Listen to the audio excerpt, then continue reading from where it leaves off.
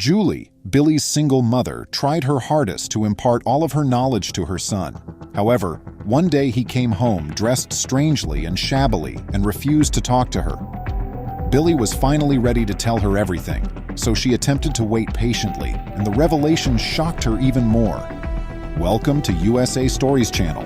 Do not forget to subscribe and activate the bell button to receive all new updates. Now let's go to the story. Billy said, "Okay, Mom, I'll see you later," as he went through the front door. He was running late for the bus, eating a bagel and hurrying out. Julie only grinned and waved. Billy wasn't the best student, but he was a conscientious young man. But Julie always made it clear that in order to qualify for a scholarship, he needed to perform well academically. Being a single mother, she was never able to pay for her own son's education.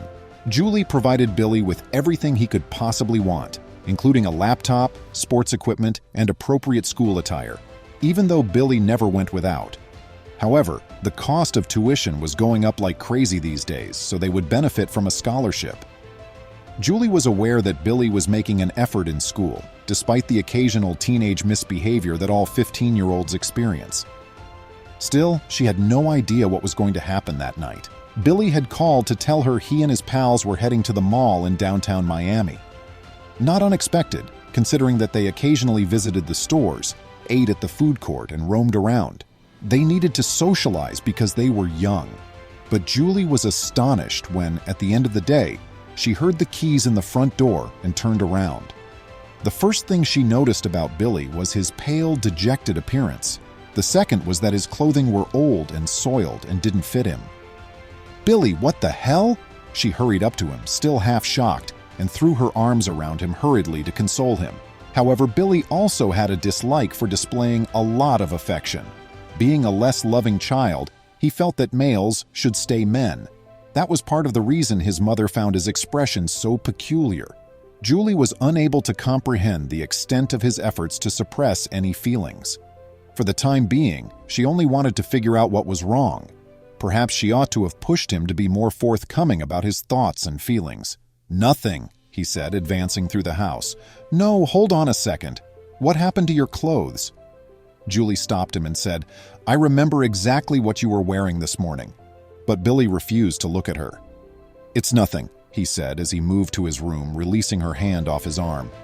The sound of the door slamming made Julie shudder, and she considered following him, but she wasn't sure whether it was the appropriate course of action.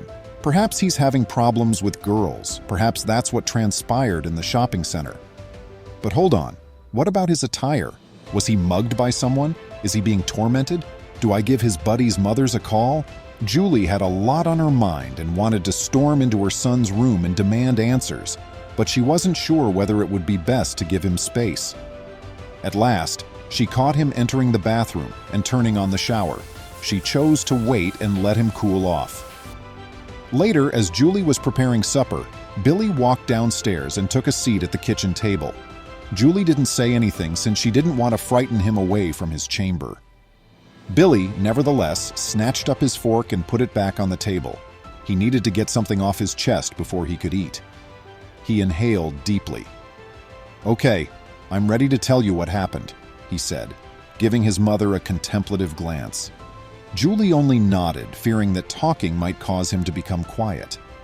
"This child was trying to enter the mall as I was leaving, but a security was preventing him from doing so.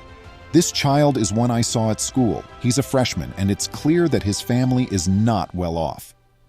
"I see," Julie muttered as she took a piece out of her food, seeing that her kid was refusing to eat. "Well, he was instructed to leave by the guard. For some reason, his statement that he wouldn't let any jerk into the mall astonished me. I paused and gave it some more attention. The child began to explain that he was going to purchase his sister a gift. The guard was not convinced. Billy disclosed refusing to eat. The boy even showed him his dollar bills, but it didn't matter. His mother urged him to ask, "What happened next?" "I grabbed the child, but he walked away. I asked him to take off his clothing so I could wear them in exchange, and I started to take off mine to offer to him because they were tidy and presentable." Billy said, "I told him to go through another mall entrance after we switched clothes and they let him enter without any problems. But he pursed his lips and set the fork down once again. "But I simply die from it. It was all about his attire, really, Mom, as if there were a mall dress code." "Sweetheart, occasionally security personnel are instructed not to admit those who appear strange or destitute. Perhaps it was his intention," Julie attempted to clarify. "It isn't just. We're permitted in, after all. Isn't this a public area?"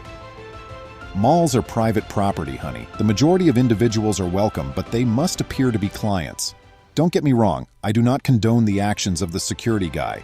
I suppose I'm simply playing devil's advocate. Please carry on. However, I must admit that your action makes me really proud of you."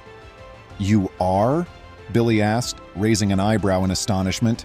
"Yes, you intervened to assist someone when you realized they needed it. Every mother wants the best for her child. I'm the happiest mom ever right now. All the young man wanted to do was spend his own money on goods." She reached across the kitchen table to grasp his hand and added, "From what you're saying, it probably cost him a lot to save that money and he deserved to be treated with respect." Billy grinned at his mom, feeling comforted by her comments. He was saddened by the guard's actions, but he felt better after giving an explanation.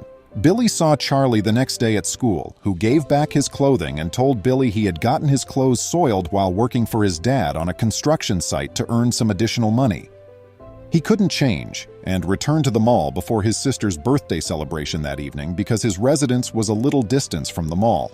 Since he couldn't have purchased anything without Billy, he thanked him. Charlie and Billy become close buddies. Please remember to subscribe to our channel, give us a thumbs up, and turn on the notification bell so you won't miss any of our videos. If you enjoyed the tale, the next video that plays on your screen will probably move you too.